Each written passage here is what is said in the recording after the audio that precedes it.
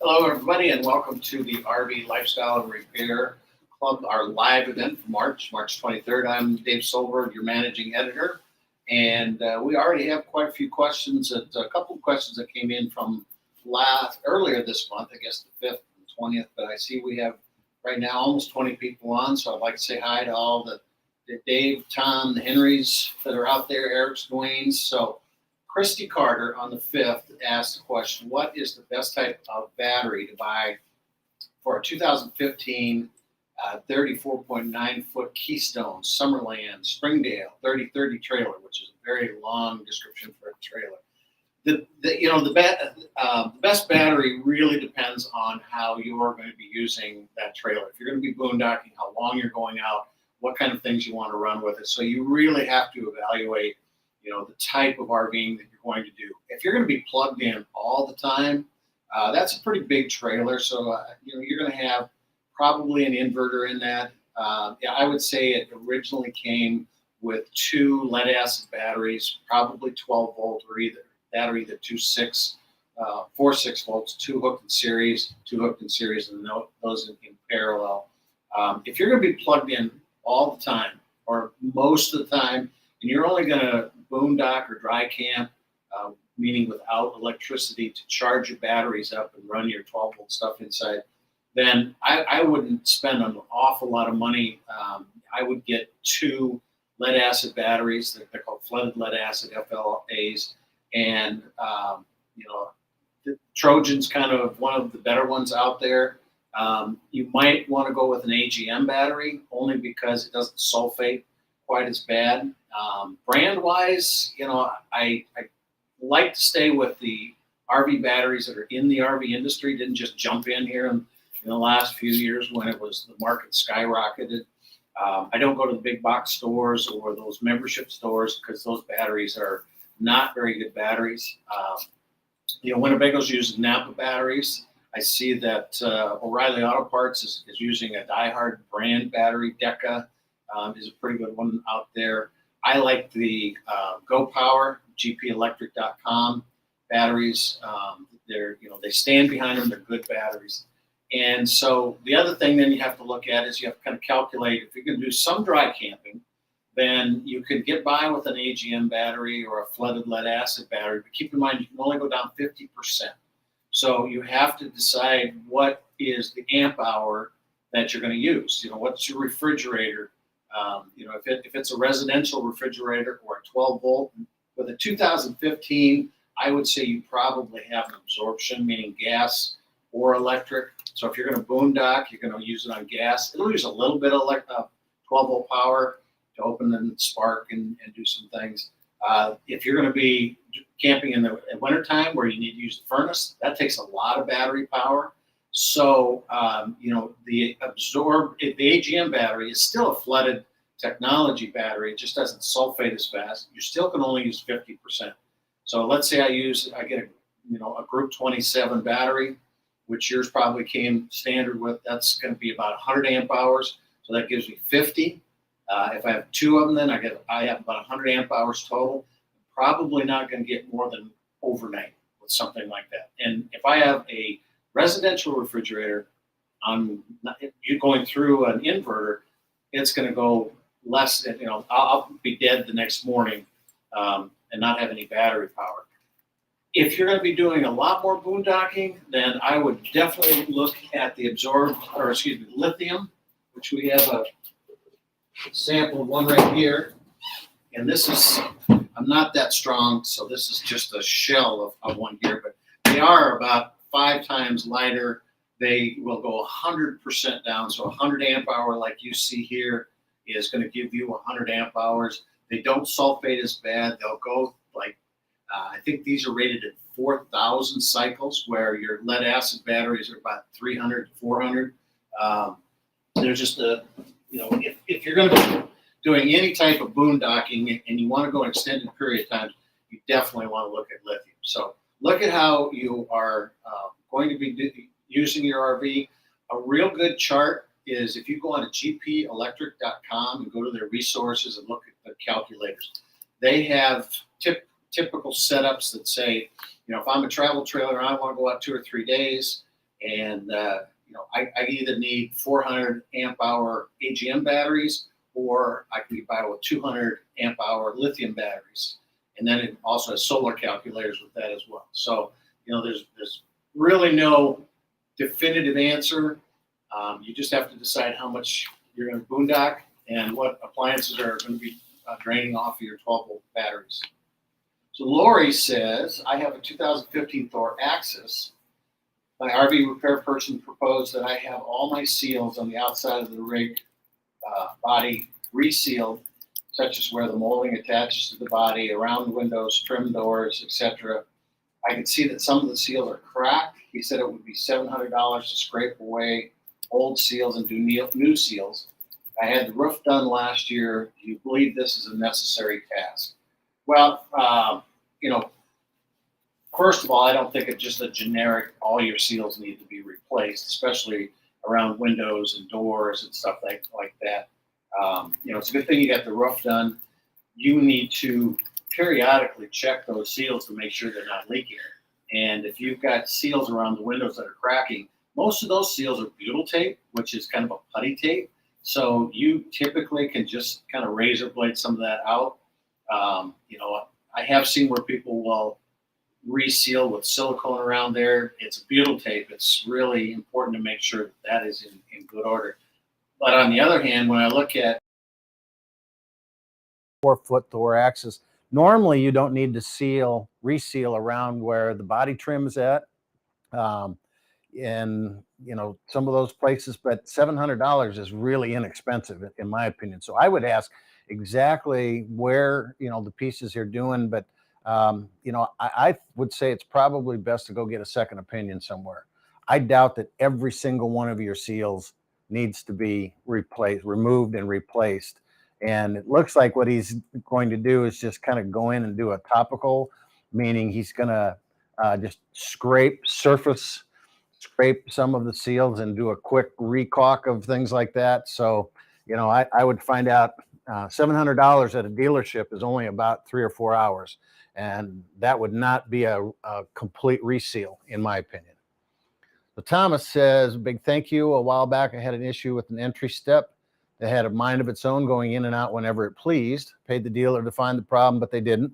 After checking all the wires underneath myself, I decided to tighten the ground screw right under the sensor that seemed tight, but really wasn't. It was the most obvious wire there, and should have checked that out first. Duh. And that's very correct. Big problem with the entry steps is that they ground underneath to the chassis. It rusts really bad, and that is always the first place that I look.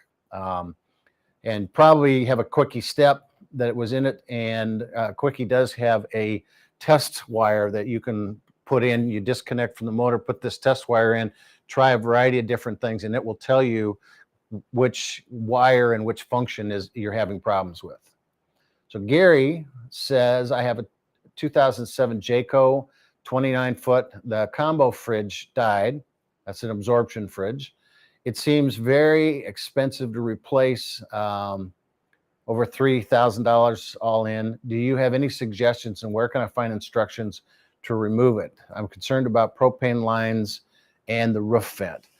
If you take a look on the RV Repair Club, and it's RV Lifestyle and Repair, but when we shot it, it was RV Repair. We actually took a refrigerator out of I believe it was a 92 Sun Cruiser, and it's going to be fairly similar to what you have, because the roof vent is not attached. It's up on the roof. It's not attached to the actual absorption refrigerator. The LP lines, all that stuff, you just have to feel comfortable doing that. But, I would say before you do that, you said the fridge died, and, normally they don't die. You either have a cooling unit that gets blocked up in the top, which can be replaced. There are some places that will actually go in and cut out the blocked part and weld a new tube in. I think there's Roger and Fran have a website that show how to do that. I would really look at getting that refrigerator diagnosed and get an estimate to fix that first. And then, if it is shot, it's easy to take out. Take a look at that video that we did. Should be able to go through the door, measure it first. We took the door off the refrigerator, we measured. Some of them, you literally have to take a side window out and pop them out through the side window. Then I would suggest looking at a compressor-driven refrigerator like the Everchill or the Norcolds. They're a lot less expensive and easier to install. And you don't have the gas lines, you can just cap all that stuff out. Marshall has a 2021 Coleman 1805. The power is on in the microwave, but the AC has no power. The thermostat is on, but no air, heat, or fan. Circuit breakers are on. Any ideas? So if you got the power onto the microwave, that means you got the unit plugged in. That means that you have the power going to the distribution center, and you say that the circuit breakers are on at the distribution center. Okay, that's fine to start with. Then the next thing I would do is go up and find out if you have power at the air conditioner. And an easy thing you can do is, rather than going up with probes and everything, just take a non-contact voltage tester like this. This is a Sperry, and I believe I got this at Menards. But any home improvement store will have them. And it will just tell me if I have power in certain areas. And I get this sensitivity way down on this one, so it's going off almost anywhere. There we go. So I just go in and take a power cord like this one here, and I can, oops, what did I do here? This one's off. There we go. So you just got to get, and I got, I typically wouldn't get one with the sensitivity like you see in this one. I would just get a standard one, but the reason I got this one is that I can dial it way down, and I can detect low voltage hot skin with that. But you should be able to go up, pull your interior shroud down where your air intake is at, and be able to tell, do I have 120 volt coming to that air conditioner? So, if you've got the thermostat set and you're calling for cool, it should send up and say, start this air conditioner. You should have 120 volts up there. If you don't, then somewhere in that line down to that distribution center is bad. And if you do have voltage up there, then it's probably your compressor or condensers in that air conditioner. That's when you're going to have to go in and get a qualified technician to take a look at it. Patty says, I have a 2005 Winnebago Voyage, 2 air conditioners. When I turn on the front one, it starts, and then immediately, it then stops immediately. Sometimes if I wait, it will start. I did have it repaired at the factory last year, but it is occasionally exhibiting the same problem. What do you think of the soft start, and is it something simple that I can install? What she's talking about is called the Soft Start RV, and it is a thermistor basically that goes up into the inside of the air conditioner. And there are 3 different versions. The first one that came out was kind of a large box. The second one that came out was a little smaller box for the low profile, like Penguins and air conditioners. And they just came out with a plug-in style that's kind of like your adapter. But with your Voyager, I would say that you probably don't want to use that because it does not recognize a automatic transfer switch in that unit. And yours would have that with the 2 air conditioners. So the way the soft start works is that you have to go up on top of the roof, take the air conditioning shroud off, take the evaporator coil shroud off, and then you remove certain wires off of the condensers that are up on that unit. Everything's got to be unplugged. Your battery's disconnected, so there's no power coming up, so there's no safety issue whatsoever. And then you take this box, and it's got matching wires, and you plug it back in. We did a video on it. It's online. Softstartrv.com also has a video on theirs. They've got technical support. I think it's a wonderful product. What happens when your air conditioner ramps up and starts, it spikes to like 43 amps and then comes down. And if yours is stopping, I would say your condensers in there or capacitors are starting to get a little weak and can't take that spike in there, and they're shutting themselves down. And it all kind of depends on what else is on inside the unit at the same time and running. And this soft start will lower that ramp up to like 14 amps. Now it runs, at normal operating, they all, whether it has a soft start RV or not, it's going to run it the same.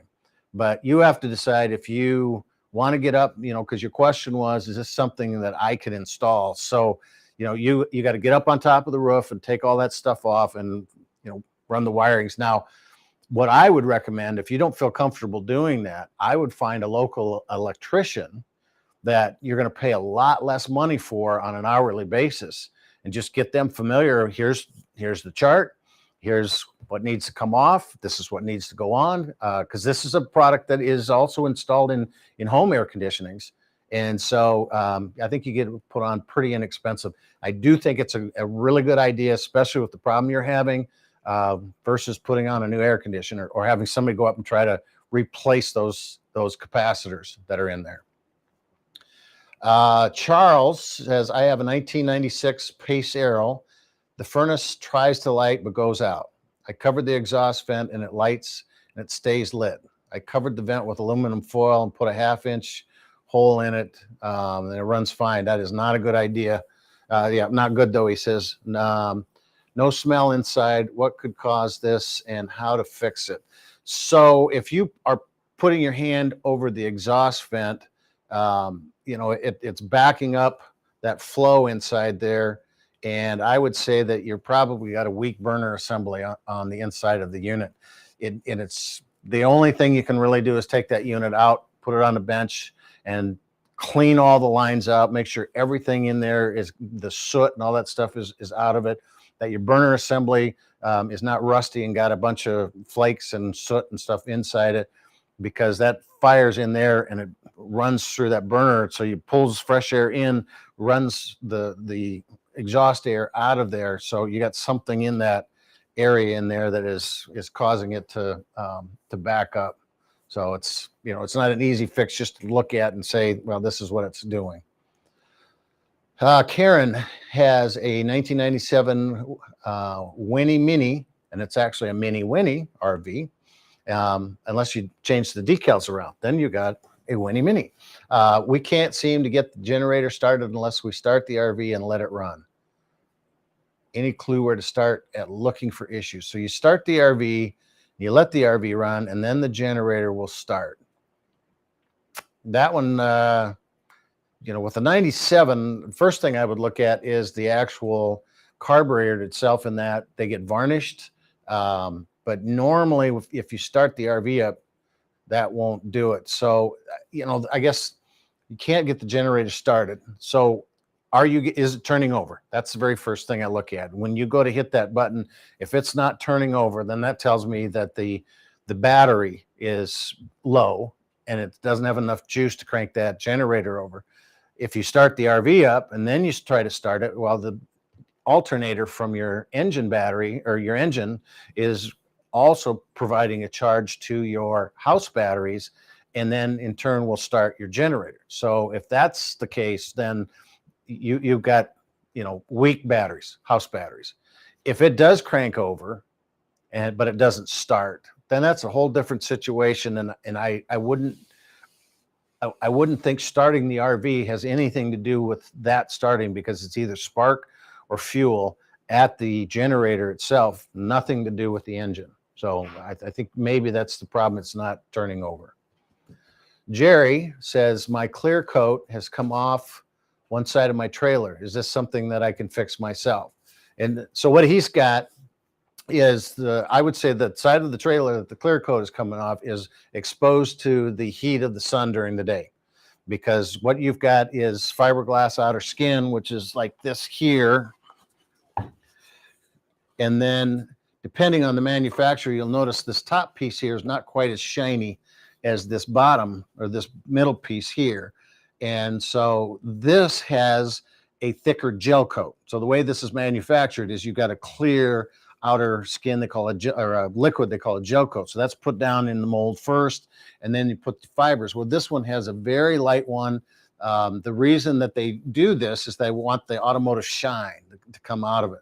And so with this one, the roof doesn't matter if it shines as much. So what's happened is you get a UV degradation. So the sun hits that and it just starts to make it cloudy, and then eventually it starts to peel off. And that is a Phylon Chemlite product by Crane Composites. So if you go into Crane, and I think we've had a couple videos on this, I'm not sure, but they have a restoration process. They start off with using, McGuire's has a deoxidizing, it's kind of like a rubbing compound to start with, and then a polishing compound, and then you can come back with the McGuire's number 56 boat and RV wax, and it should restore some of the luster to it, all depending on how far it's gone. So that's something that you can do a little buffing with it. But if you go to Crane Composites and just Google search Crane Composites Phylon maintenance, and you will find the PDF of that whole process and how they recommend to do it. Maximo says it's got a 2009 Coachman Freelander. So we bought it in the fall, used it once. House batteries worked initially, then went dead. I'm planning on jump starting the house battery with a jump starter, then turning on the generator and see if it will recharge the battery. If not, where should I start to figure out where my electrical problem lies? Converter, fusers, inverter, thanks. So here's how the system works. You got a Coachman Freelander. Underneath the steps, you have two 12-volt batteries. So those are the house batteries. And then you have an engine battery up in the front. So those house batteries are flooded lead acid batteries. And you said that, initially they worked, then they went dead. Well, those batteries, first of all, you got to maintain them. You got to check the fluid levels in them. They will drain fluid out of them. You do not have a multi-stage charger in your little Freelander, so those batteries are going to sulfate. Every time you drain those batteries down, sulfur attacks the plates, gets thicker and thicker and thicker. Unless you have a multi-stage charger, they will all of a sudden go dead. Flooded lead acid batteries last about 2 to 3 years. They should last 5 to 7, but they're not being charged properly. That you need like a 16-volt high volt charge to break up that sulfur.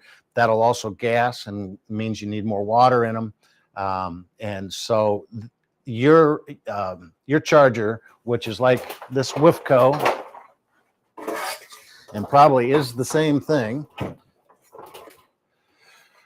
When you plug and you might have, I'd say that you probably have this one here. This is a Progressive Dynamics, but it does virtually the same thing. The only difference is that one is, they call it a deck mount. This one is all in one. You have 120 volt product comes in here to your main circuit breaker. And then you've got these go to appliances. This one goes to your converter, which is this right here. So your converter is what charges your battery. And so, first thing, make sure your converter switch is on. So anytime you're plugged in, it should charge that battery. Anytime you're driving down the road, your engine alternator should charge that battery. But it only does 13.6 volts, and then it drops to 13.2 when your batteries get there. So that doesn't do anything for the sulfation. And, what I would look at, first of all, is, when you plug in to 120 volt power, take your outlet, or you take your multimeter, put it on the DC setting, and put it on that battery. If you have no charge coming into that battery, it will be 12.6 or less. If you're plugged in and this does not show 13.2 at least, then your converter's bad and it's not charging your battery. If it's at 13.2, then that means your battery should be fully charged. You shut the converter off, check the battery, and it should be 12.6. If it's any lower than that, then you have a bad battery. It might have a bad cell. It might have, a variety of different things. And so that is I would check those stages to see where your battery's at. And you mentioned inverter in here, but with a little Freelander, the only inverter you would have possibly is a smaller one that would run a TV or smaller stuff. It wouldn't be an inverter charger, so it wouldn't affect your charging of your battery. That's the whole thing. You got to find out, am I charging my battery? Am I getting that 13.6? If your battery's bad, this thing should show you, and I'll do just a little bit of a test here, we're going to take and plug this in, and hopefully we don't overload my circuit here, but we will see a little dip in the lights. No, it worked. Okay, so we're going to take and clip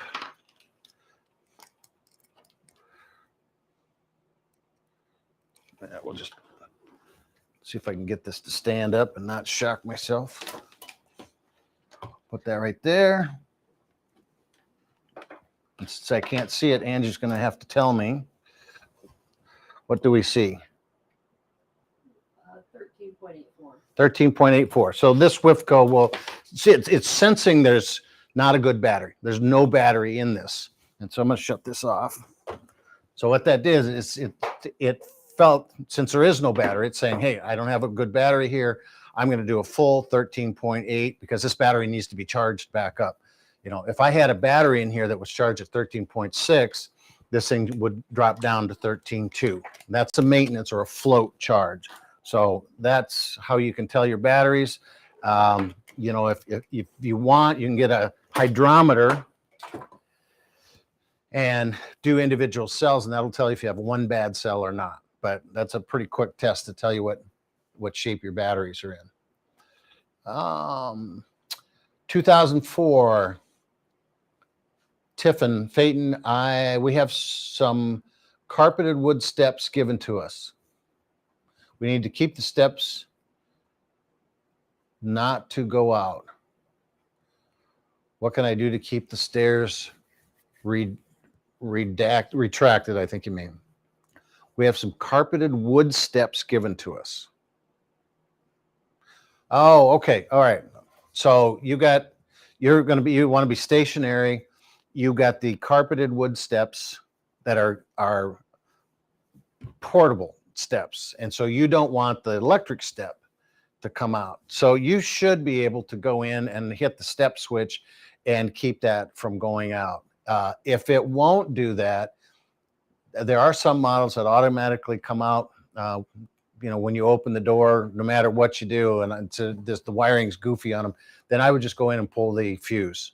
Get the steps to the inside, find your fuse box, pull the little automotive fuse for the steps, you know, rather than crawling underneath and trying to disconnect the wire. But you should have a fuse that will stop that step from going. Now, it may automatically come in if you start the engine, but that's not what you're looking for. So you should be able to keep that from automatically going out.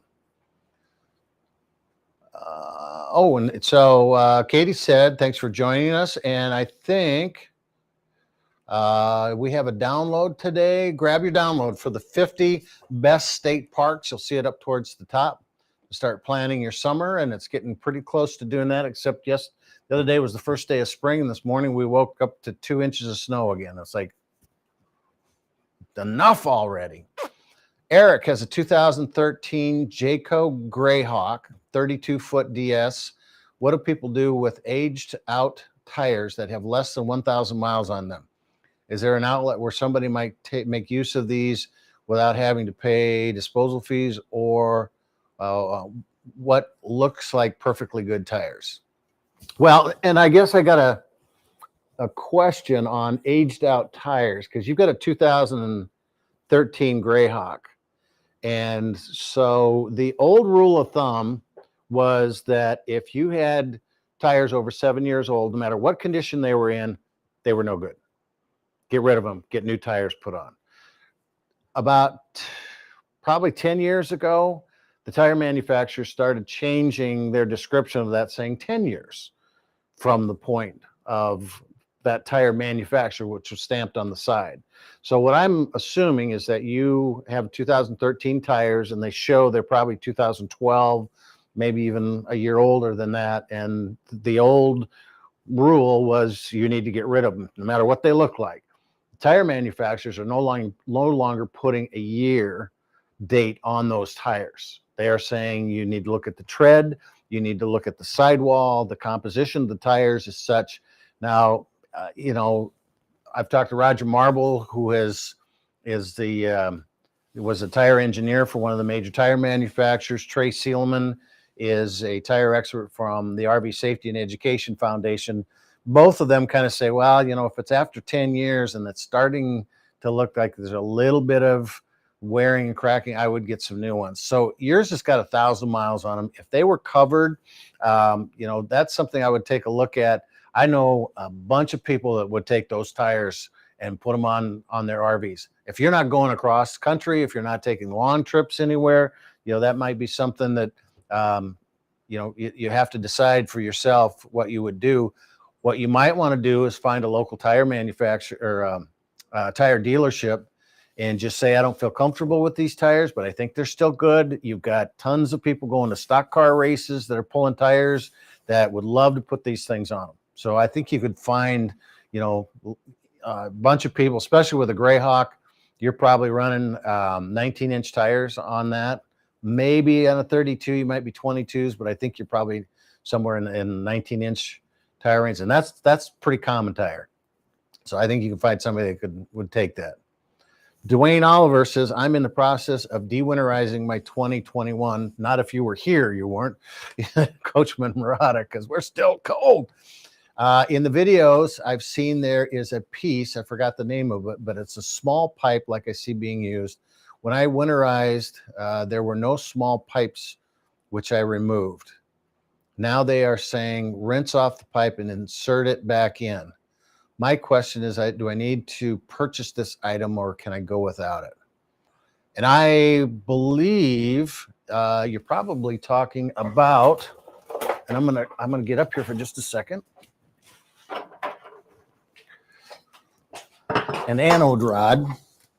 So if you have an Atwood water heater, it does not have an anode rod. It's got a plastic plug that went in, and the inside of the tank acts as the sacrificial metal. If you have a Suburban water heater, it has an anode rod, and this is just a magnesium rod, goes into the drain hole in there, and the chemicals and the minerals from hard water attack this rather than the tank. So if this is the small pipe that you saw, it only goes in a Suburban water heater.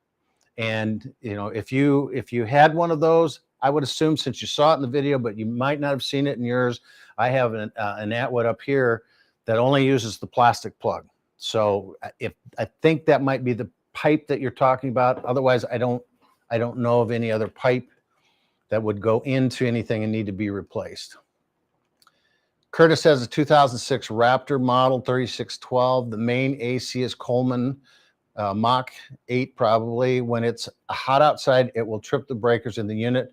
Checked all the connects to ensure tight. What else to troubleshoot the problem? I would say that you're probably getting weak capacitors in that, and I would do a soft start RV, because like I said before, it's going to ramp up to like 43 amps when it first starts and then come back down. And that initial, you know, it can't take that. So you're tripping the breakers because it's longer at that higher 30 amp, and you only have a 20 amp breaker down on that. Usually it's, you know, such a fast one, it won't trip the breaker because there's a little bit of a delay in those. But, you know, the weaker it gets and the hotter it gets, the more it's going to kick that in, and the longer it's going to. So I would definitely put a soft start RV unless you want to, you know, replace the capacitors in that thing. And that's a lot more expensive than doing the other one. Coleman. Dave Tucker says, I have a 2020 Jayco Redhawk 24B. I've had chronic problems with my large in-room Schwintek slide. I recently had the entire H column replaced, including the motor. The RV tech noted that the H column had rollers gummed up with oil and metal shavings. My question is that I followed the owner's manual's instructions and did not oil any part of the slide. How did oil get there, and what can I do to prevent that from happening again? Is there periodic maintenance I should do? I'm level and fully charged. So, David, what I would recommend that you do is you go to lci1.com and go into their resources library page, and there is a full Schwintek maintenance and troubleshooting guide in there. The way that your Schwintek works is you got a top and bottom rail. It's these little teeth things. And up at the top, you've got a motor in there. And your H column that you're talking about, it's got the bar up in here, and it comes down to the bottom. And then down at the bottom, you have a jib, you have a roller, and a V guide for that. So what he's saying is that your V guide rollers come up with oil and metal shavings. So the way that system is designed is that you have rollers then underneath the box. And that box is supposed to sit on those rollers, and there should be no weight whatsoever on those rails. So you got gear up here, gear down here, and if it is settled any little bit at all, that's where you're getting these shavings. And the oil is, I would think it's probably not oil as much as it is moisture that's coming in and getting in with grit and dirt and stuff like that. And I mean, he's calling it oil, but there's no oil. There's no oil up in there at all. Not even in the motor. So that motor is only designed you got one on each side. It is only designed to move the room in and out with zero weight or pressure in it, just rolling it in and out. And so any kind of a sag in that, the H column moves a little bit, the V roller down at the bottom gets some gunk in it. So periodically you should spray some CRC. It's a dry lube silicone, so it won't attract any grit and moisture. There's no oil in it whatsoever. And then clean that rail off and pull the trim back and spray inside of it as well.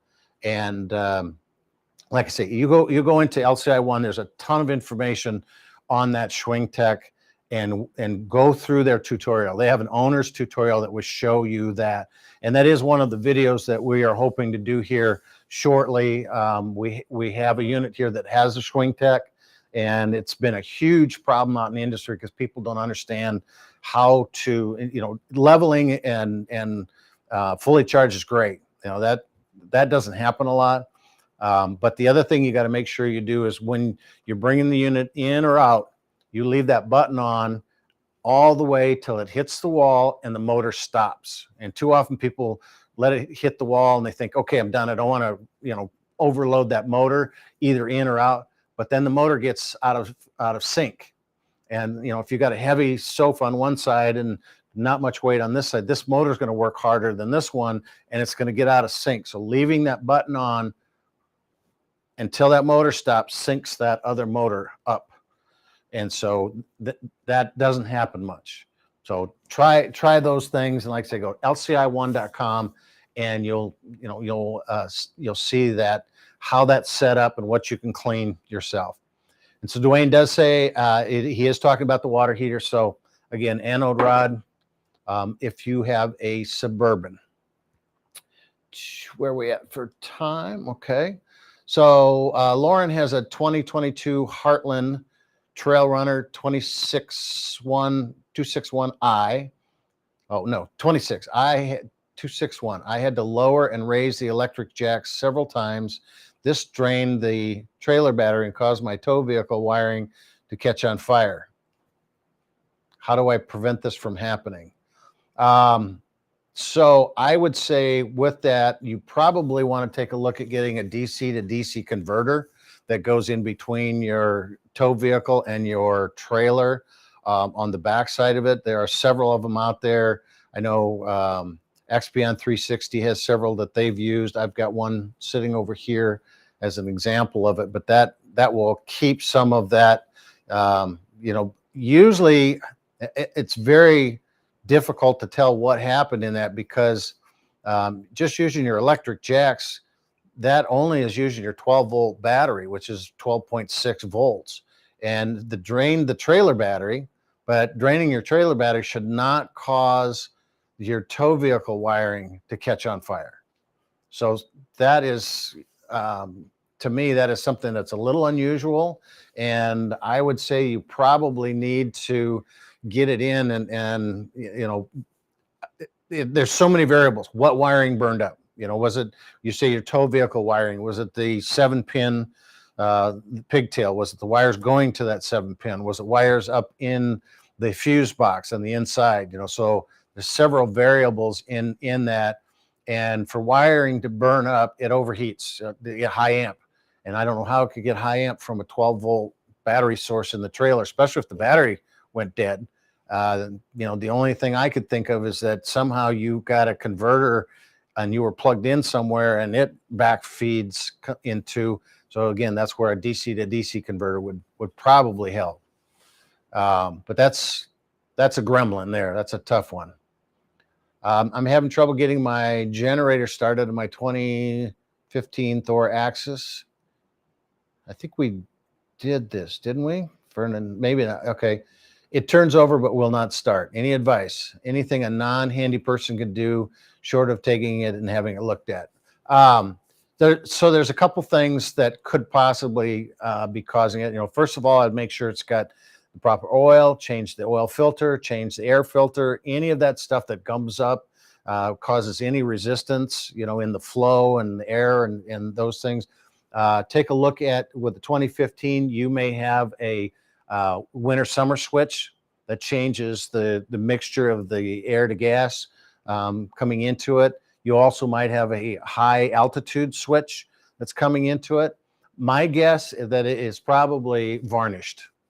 And the big problem with the generators, gasoline generators, is the way the fuel is refined cheaply, and at $3.50. I don't know how that can be refined cheaply, but it is, and it varnishes up a lot faster.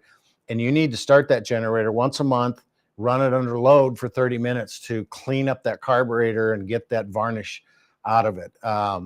So you might be able to put in a little sea foam. Is one of the things that I use a lot. What some people will do is they will disconnect the fuel line, add a little sea foam in the fuel line rather than trying to put it in the fuel tank and wait for it to get to that, and be able to get it in and get it started so it'll kind of spit and sputter and try to clean itself out a little bit with the fuel line down in some fuel with that. Again, you have to feel comfortable you can do that. I don't recommend anybody do that if you have not been able to work on some stuff. So you're probably, try a couple of those things. Otherwise, you're probably going to have that unit taken in and the carburetor completely cleaned out, basically rebuilt the carburetor.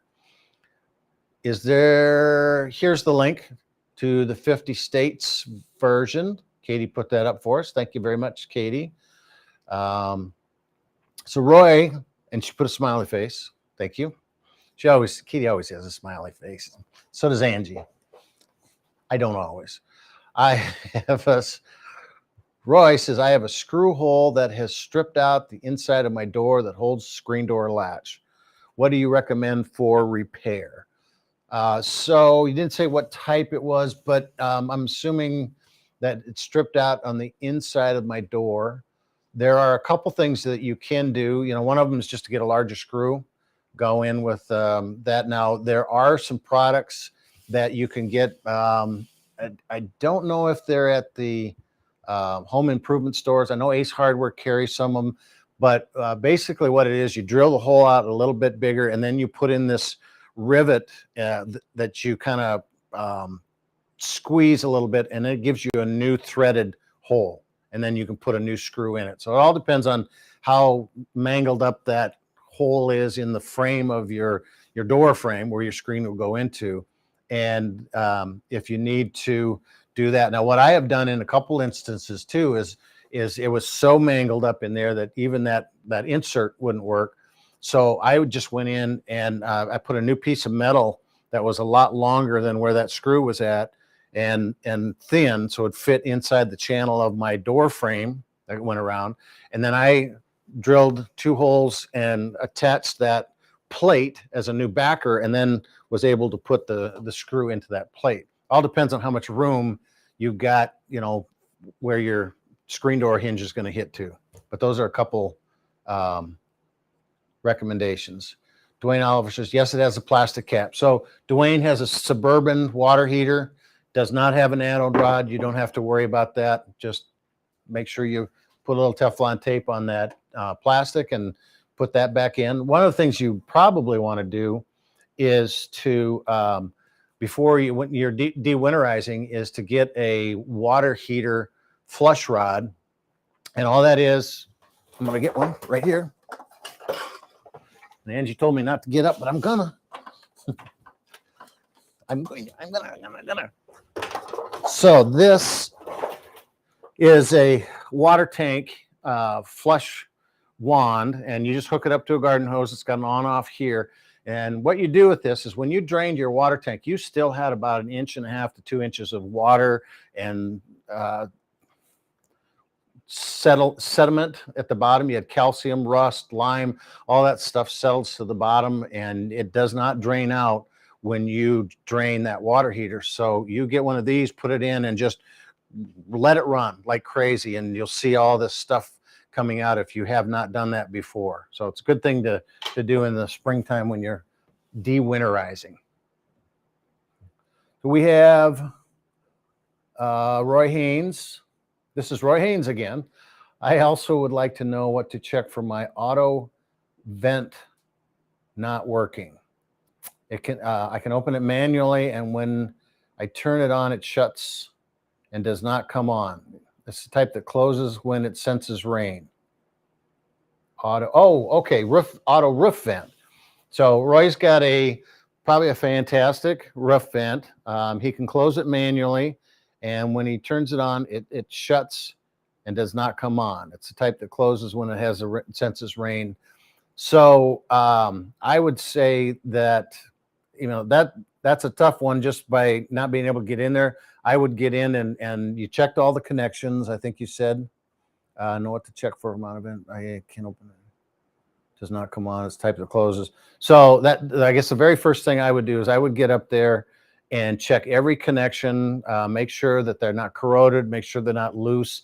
A lot of those vents will get some moisture in them and start to get that chalky, little thing around it. And a lot of them will start to just pull off. So I would say it's got to be a power, either a power thing or a line going to the sensor or from the sensor, it's not closing basically and giving you that power to go in and say, okay, turn on, shut off, whatever. Vern Royal again, the batteries in the unit, house and front end are all new. Okay, Vern, help me out. Okay, I'm having trouble with my generator starting. It turns over. Okay. And so he said the batteries in the unit, house and front end are all new. So then you were talking about the generator. So if it turns over, your batteries are not the issue. It's spark or fuel. Make sure you can pull the spark plug and see if you're getting spark. My guess it's a fuel issue that you're varnished or whatever. So Jim has a 2021 Cedar Creek fifth wheel. I have it stored at the place with electric for the first time. Will it be fine to unplug for extended time? I don't know if it would overcharge the batteries. And it shouldn't overcharge the batteries, but it is a good idea to unplug it every once in a while.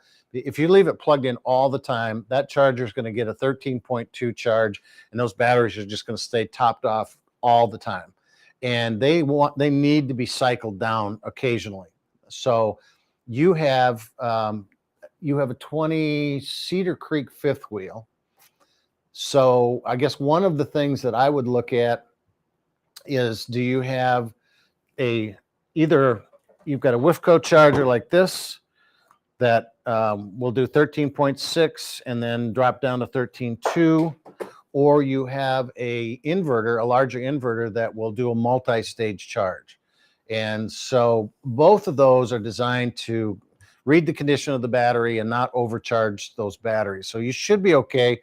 But I would say, if you go in there and, just maybe once or twice, unplug the unit, just let the unit naturally drain down, let it go for a week or 2 weeks and go back and plug it in.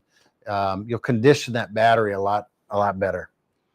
So Lauren comes back, said the 7-pin ground was only 18 gauge wire. Okay. So that's the one where he had the wiring burn up. So I'm assuming that your 7-pin there got a charge from your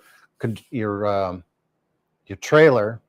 I still kind of wonder how a 12-volt battery, unless you were plugged in somehow, and back feeds back through. But you're right, 18 gauge is not good to have on that 7-pin.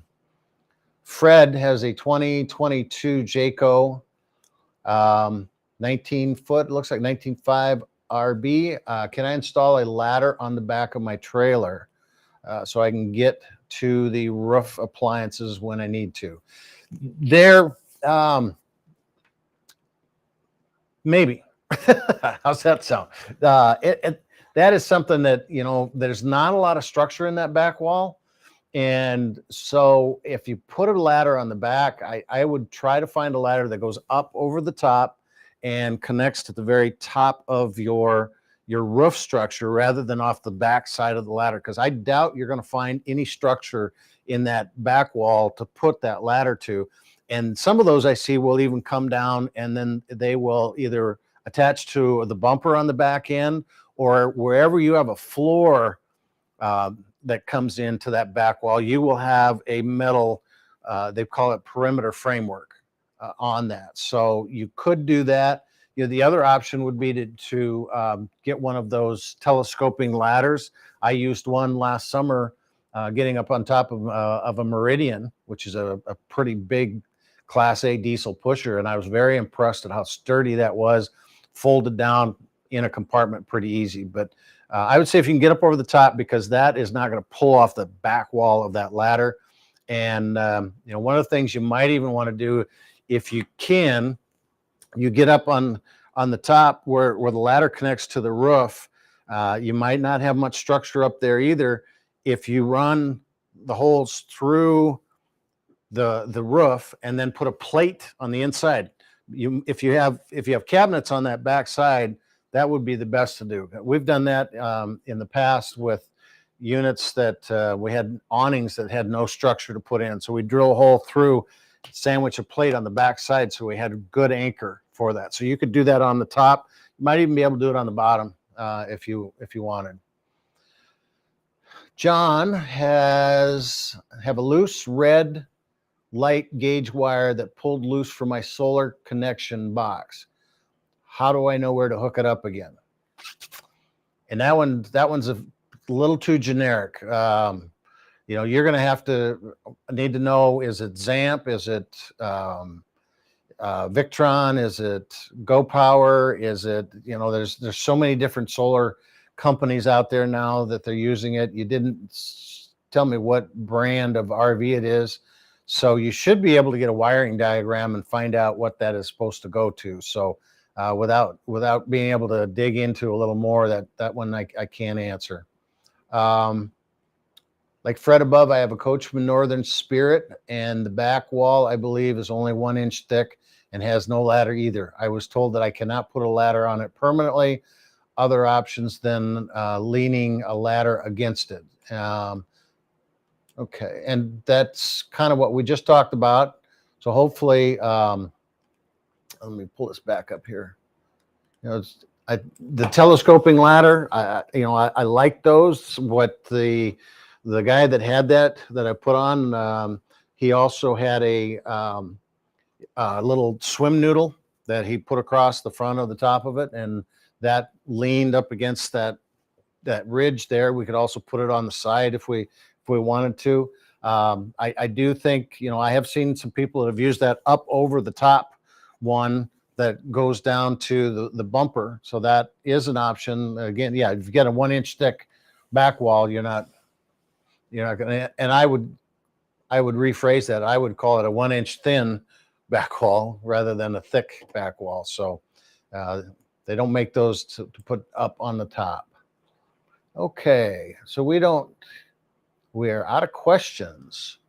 Did I get everything from the top up here? So anybody have any questions? Just want to look and make sure I got the Thomas. Yep. Old tires. We did that. Pulled loose from my solar connection box. How do I know where to look at it? Okay. I'm gonna readdress that John one on the got a loose wire from my solar connection box. And I guess if you could give me a little more clarity on it, what are you calling the solar connection box? So you've got solar panels up on the top.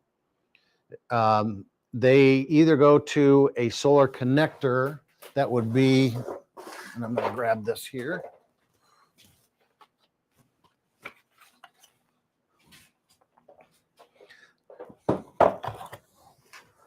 Something like this, or it's if you have a single one, then you would have. So you see here, you got red. How thick when you say a red light gauge wire? So I'm assuming you're not talking about anything like this, because this is what your solar panel is going to connect into, and then it's going to go down to a solar charger, and this is a 10 amp solar controller, charge controller, and that is simply, pull this out.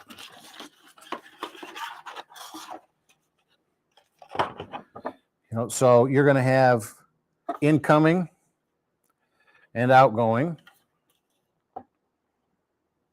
that go to the battery, and then from this as well,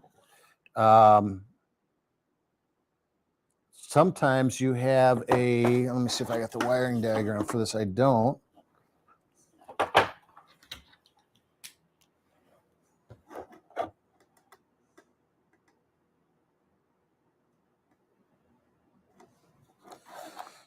And I would imagine with these, because you get the thicker cable coming in, and sometimes these have a little remote for Bluetooth. That light gauge wire might be, so I would say if this is the connection that you're talking about,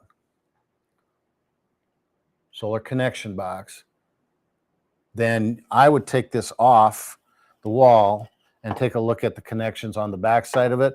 But you should be able to get the brand. This one happens to be Go Power. And again, if it's a light gauge, it's probably more of just a reading piece than it is the actual, gauge, heavier gauge wire that's coming from your solar panel down into this, because that's going to be down, a lot heavier gauge into your, 8 gauge, 6 gauge, whatever. Okay, so we got one more here. Dana says, I have a 2018 Thor Axis, and sometimes the slide room will not come in all the way. It stays about 2 inches out. A repair person looked at it and said that the batteries needed to be charged. I don't think this is really the problem. Any ideas? Well, the first thing I always tell everybody is, and I'm not sure what kind of a slide mechanism that you have, it stays about 2 inches out. So when you're bringing that unit in, it sounds like there's some type of resistance as you get closer to it being completely retracted. And if he says that the batteries need to be charged, the easiest way to check that is plug your unit into a campground source and try it. If it doesn't come in like the same way, it's not your batteries, because your charger is going to do 13.2 volts, just like a fully charged battery. And so if it stops before that, it's not the battery. If you're doing it, and typically what happens is people start to unpack all the stuff, get ready to leave, and then they unplug the unit, put that in, they come inside because they want to, they're putting stuff away on the inside of it. So they hit that, and they're running off the house batteries. So that could be. The other thing is are the leveling jacks down? Is the unit level and stabilized? So I don't have any movement out of that. So check those things. You can verify that it's not the batteries and that it's level. So then what's happening is, as you're coming inside, you're getting to a point where you're getting some resistance. Those slide rooms will sag a little bit. You've got adjustment points. And again, it really depends on the type of mechanism you have. You've got Lippert owns most of them. There's rack and pinion, there's electric, there's through the frame slide rails. So there's so many different slide rails that mechanisms that are out there. But I would try that thing first. Just make sure you're plugged in. That'll tell you, is it your batteries, or is it something in that mechanism that's creating resistance and it just doesn't have the motor power to bring it in all the way. And if it's a Schwintek, it's those synchronizing things that could have been a problem. So John says 2022 Avalanche with a 400i solar package. And okay, batteries connected to it is also what he is saying. So that then I would say you probably I think that 400i package has a Bluetooth capability that will tell you, where you're at with that charging. So there's going to be some kind of a receiver, which could be that. Check and see if you do have a Bluetooth, it's still working. And then I would pull that off and just see the backside, but we should be able to get a wiring diagram for that package. And I don't know who makes the Avalanche is the trailer brand. And I don't know for sure if that's a Keystone or not. If it's a Keystone, they have a proprietary solar panel system, and I would suggest getting a hold of their owner relations department. They really do a nice job. We've got time for one more here. Dalen says the Keystone Fusion 357. You can put hangers on the wall. Can you put hangers on the wall? No. Here's what you have to do. This is a typical sidewall of an RV. This happens to be a Winnebago, but they're all fairly the same. They're going to start out with a fiberglass outer skin. They're going to have either Luan or Asdel thin backer here, which is Asdel's just almost like Formica. It's a composite. You're going to have block foam in here, and then you're going to have an interior Asdel or Luan and this paneling in here. You will have occasionally some framework around there. So the challenge that you have is if you can't find that framework, you're going to screw into styrofoam. That's about it. So you've got to find that framework to be able to put something in it, and hang something on the walls. The only way I've been able to find that is you get up on a cool morning and you see this condensation where the framework is on the outside, because most of the stud finders don't work on that stuff. So we're hitting right at 4:30. I got Polyglow, good product to use on the exterior of my RV. I'm not familiar with Polyglow. I know that Phylon Chemlite, they only recommend, I do know what Polyglow is. That's more for countertops and stuff. They do say fiberglass. Chemlite does not recommend that. They recommend Meguiar's, that number 56 marine and RV wax for that. And there are a couple deoxidizers and polishers if you need that, but that's the only wax that they recommend. And Tony says Crossroads fifth wheel front area slide lights quit working at the same time. What is likely the cause other than the bulbs? It's got to be wiring. Oops. Did my mic fall off? It went inside. There we go. It's got to be the wiring going up to and wherever the connection's at, but I would also check, those would be on a fuse.